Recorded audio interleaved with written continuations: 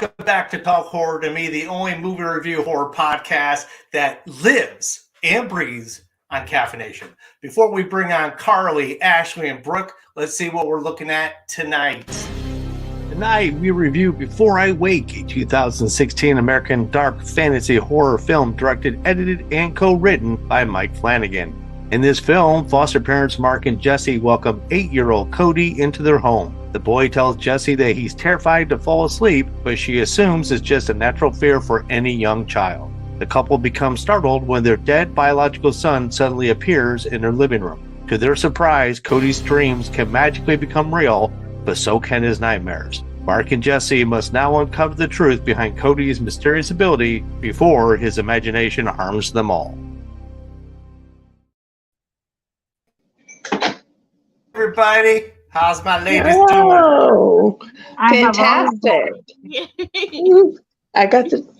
I'm ready. I tell you what, I think we all need to be ready. Woo. I tell you what, that kid, adorables. Oh my God. Both the kids, so adorable. Almost. Yes. But who picked this pre-adolescent? Oh, it's Carlie. It was me. Pre-adolescent. Let me tell you something. Kids in the movie. That's all I'm saying. Well, like Ashley was saying, I hurt my own feelings with this one. But I'd love to hear what you all think. What about you, Brooke? Well, dang. It made me cry. It was sad. So, yeah. Because of the mother, you know, she would always be there for him. And she died of pancreatic cancer, which my grandmother died of that. So, that's why it was so touching. But, yeah. Next. Next. Because it made me cry. Next. That's understandable. I agree. It's a super sad movie, but it's also really chilling. And there's some parts that just had me, I won't say scared, but definitely like anxiety, what was about to happen next. So a lot of sneaky plot twists that I didn't see coming. And then I felt, why didn't I see that coming? You know? Yeah. What's up, Ashley? I was off my game. You were. I'm disappointed. I did like the movie. I thought it was well crafted. It's from my boy Mike Flanagan, who's now moved on to do so many Stephen King projects, which I totally had forgotten he had a piece of this. So his craft makes the movie more than just jump scares and, you know, tropes. I mean, really, if you look at the film on whole, it is really, like everybody said, very touching. Like, what is the source? And the fact that this kid's got the power to make dreams and nightmares come true, which could be, how many stories have we seen that could be the end of the world when a kid can make things happen, a la the Twilight Zone. But yeah, it's like the casting was fantastic. The story was really good. It was a little bit of a dark horse in terms of how it played your emotions, and it wasn't like the standard boogeyman. I think the most interesting thing for me was the fact that the boogeyman had such a different story. So, yes. I mean, like I said before, I hurt my own feelings. I made myself cry. I picked a movie that made me cry. But the little boy was so adorable. He just emanated innocence, and he was so sweet, and you just wanted to take him and hug him and tell him everything's going to be okay. And then here comes the Caker Man. I did have a few jump scares in there. Not that I was, oh my God, scared, but I was like, oh shit. But that backstory about how the Canker Man came to be, when they had Kate Bosworth as Jessie explaining to Cody what happened and why. Oh, I was a mess. I was sobbing. I had tissues going, and Ah. Yeah. I mean, let's not spoil the end because it is such an amazing twist on the trope. Well, I do have a question. Like when she was saying, well, what if this little boy woke up? Did he? Or, Nate, the bully? Oh, yeah. I don't know. I mean, I would like to think this is where Ashley and I are going to ask Mike Flanagan to do the sequel to find out what happens to everybody who died in this film. Because, yes, there was that moment of like, hey, anything could happen. And I'm like, well, you can let the bully stay dead. That's fine with me. But, yeah, I don't know. I mean, I feel like by saying that is great for the kid. But I think in storytelling, for us to have such an easy out, for like everybody, especially return, I think the gravity of the story. Except the dad didn't return because the dad got the greatest gift of all. So, which is just I'm not talking about it anymore. That's. I feel you, Bert. I feel you. It was a very emotional, and the movie stayed with me. I'm used to watching the movies on the weekends so that it's fresh in my mind. This one just stayed with me. It does, and it opened up in such a... I love the way that it opens up, the first scene, as heartbreaking as it is, because you're like, that's a child, what are you doing? But then also it sets this tone where you don't know, do we trust this kid? Do we not trust this kid? Should the dad have carried out with what he was going to do? So it really sets an amazing tone with. But even a father, though, with the gun going into the room, even like the expression on his face of he did want to do it. Like you knew he was determined, but for not like just out of malice. So exactly. So like I thought that was portrayed very well to like set up this like what are we supposed to expect and whose side are we on? Definitely, like you said, perfectly set up the film for that typical like that happens, then everything gets very light and airy, and we're gonna now adopt, and everything is all lovely and wonderful. But you still got that understanding of like, man, what is happening behind the scenes and under the covers here? What did y'all think about his dreams? Like how the butterflies was glowing and different colors. Like, what did y'all think about that? Those were so gorgeous. I loved the cinematography. I loved it. I think it was fantastic, and especially the Christmas one. Yeah, that was. I'm not watching this ever again. I like the Christmas turn gothic. Yeah, when things started taking a turn with that big present in the middle of the floor. I thought just spectacular. The way that you could take the exact same thing and tweak it, and all of a sudden it's sinister versus lovely. That was I love even with the first one. Even with the first one, when the butterflies and then one bit her, and you see this big dark spot in the background, and you're like, "Oh shit, what's going to happen?" And then the little boy wakes up. So with that being said, I mean, there's not a lot of kills in this. So we could do favorite kills, or we could talk about your favorite moment. So we're already talking about favorite moments, so we could just continue doing that. So Carlie, what was your favorite moment of this? Was it the butterflies and the dream sequencing? What was your personal favorite without crying? Without crying. Well, it is a part that made me cry. I have to say, is when Jessie is explaining to Cody what happened. Yeah, I loved it. I was sobbing, but I loved it. How about you, Ash? I think my favorite part is going to be such an unusual one, but it is when the little boy hands his box to his new adopted family. Yes.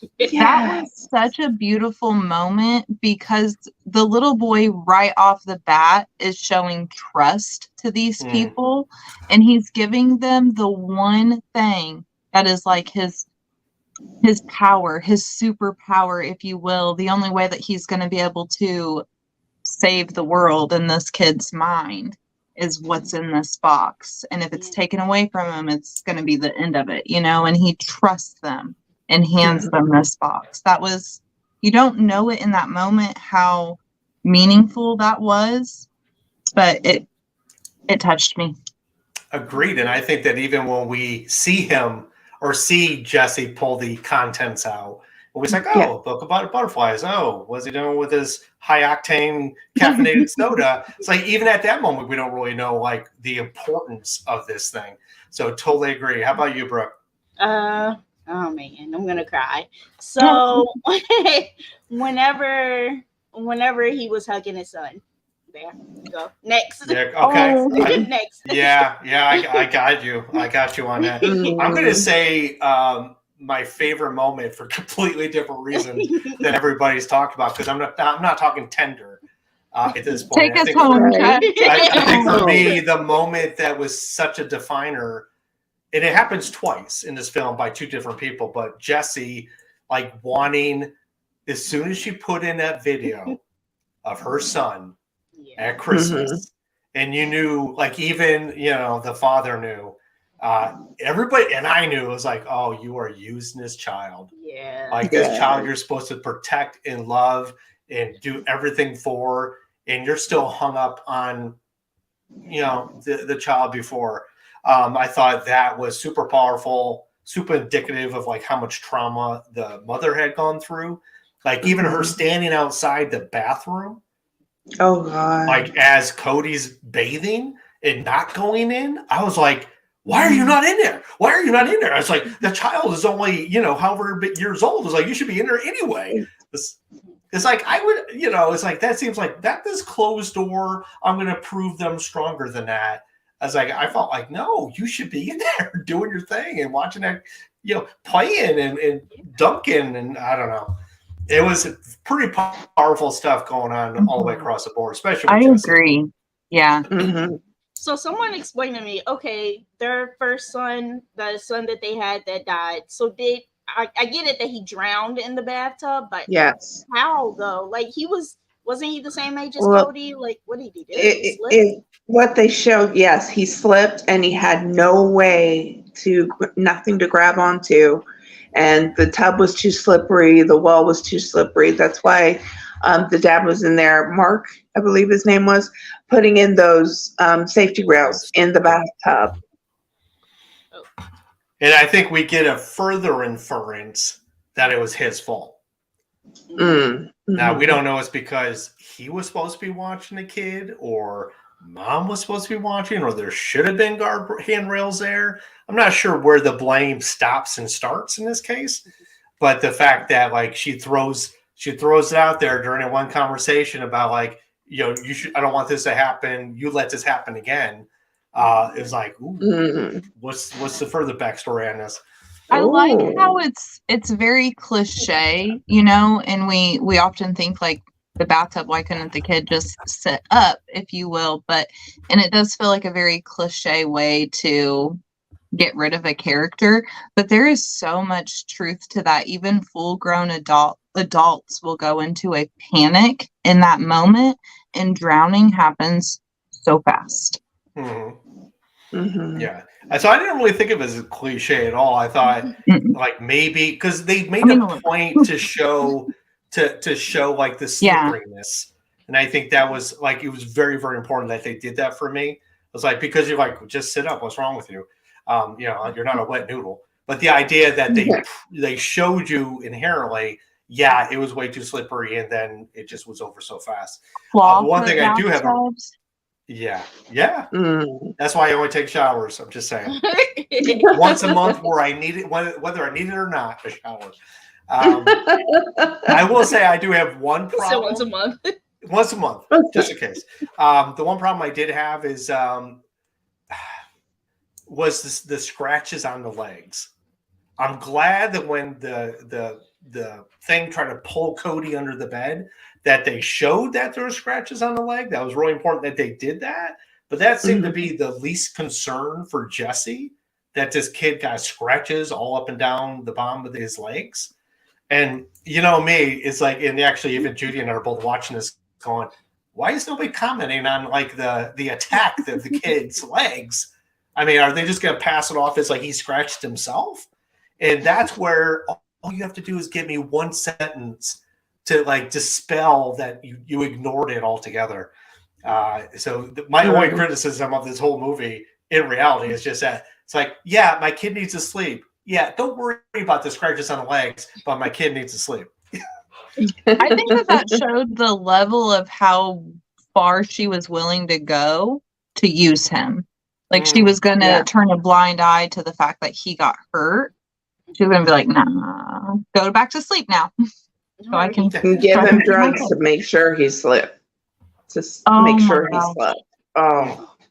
That is the one thing I can never get behind. I've had so many parents be like, oh yeah, just a couple shots of NyQuil. And I'm like, you do know that's when everything goes wrong, right? Come on. We've all watched Nightmare on Elm Street. You know what happens with micro naps and dosing. No. Well, she learned her lesson, didn't she? She did learn her lesson. And let's talk about how we feel about Annabeth Gish in this movie, the counselor, social worker. How do we feel about her in the interaction with the child and with Jessie? I was upset because she knew what he was doing. Like she knew all along his dreams and stuff. So she should have at least told the parents, something was going on with him sleeping and, just explained it to him. But she kept it in. Yeah. And I mean, the dossier on this kid was only this thick, for crying out loud. So not sure why that was not revealed to the parents at all. Listen, I just need to get rid of this kid. I got a quota to meet. That's the vibe that it gives off. And it's like, is that touching on a little bit of realism there? Is that kind of how they focus on stuff? And it kind of is, sadly. They want the child placed. They want the child placed. But man, the way she tore into her, because Jessie had given him a sleeping pill. Oh, I was like, okay, now you're doing your job. Yes, now exactly. It matters. Yeah, it's almost like it would have reflected poorly on her placement choices, more so than the child itself. And this really goes back to the last time when we talked about old people, where it was also like this slight social commentary of the system. Yeah. So I guess really the kid was secondary to like, we just got to get the kid out of the system and into a home again. Yeah. So yeah, totally. Yeah. Thank you. Because I felt like, she was not sympathetic and about his character at all. Like, even like, oh, I'm going to take him away. He's coming with me. And I did not believe her sincerity towards the protection of that child.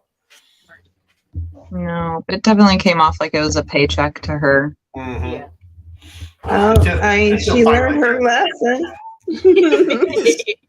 Yes, she did learn her lesson. And before we get into some of the next things, what did you think about the dichotomy between the butterflies and the moths and how they really played it out through the whole film? Oh, I think it was beautiful. I loved, it's butterflies when he's having a great dream, and then when it turns, it's moths and they're eating. And the canker man, at the school, the canker man, I was like, oh shit! And it bent backwards. I was that was so good.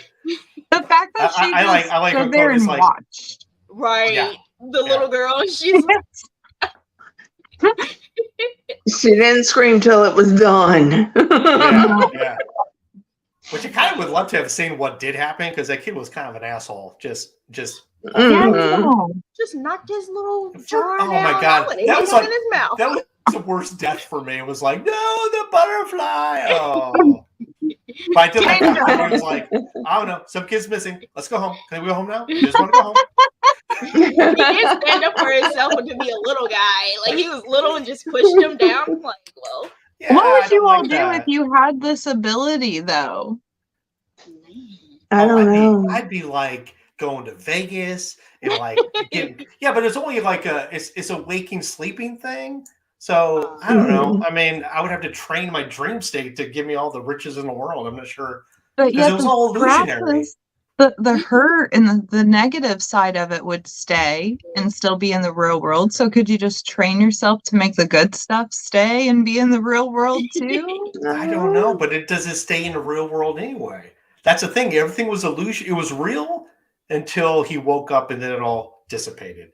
So yeah, in reality, I still want to keep the $1 billion that I manifested in my dream. So I'd be just as broke the next day. It wouldn't even matter. So, but on that note, we really need to know how we're rating this thing. So, Carlie, since you chose, you need to choose who needs to go first. Well, I think you need to go first, Chuck. Oh, man. Yes. All right. I'm going to give this, I mean, it was a solid film, just a slight little nuanced storytelling issues that I had. The effects were good.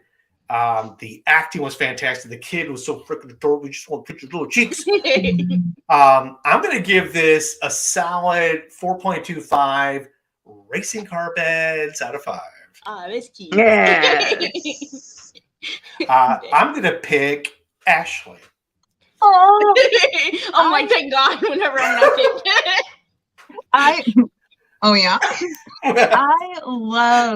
love this movie so much. I love the fact that it almost feels like it's multi-genre in a way because it's just so sentimental and deep, but it's also psychological and mystifying. I love it. I'm gonna give it 5. Woo! 5 butterfly curtains.